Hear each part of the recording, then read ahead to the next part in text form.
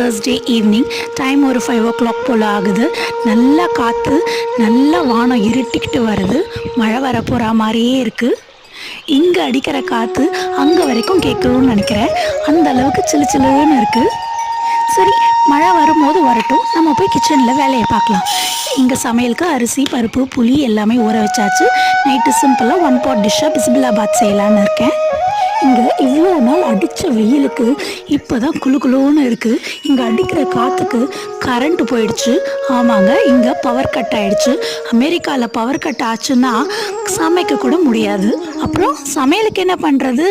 வேற என்ன, உள்ளேருந்து தூசி தட்டி இந்த கேஸ் ஸ்டவ்வை வெளில எடுத்தேன்.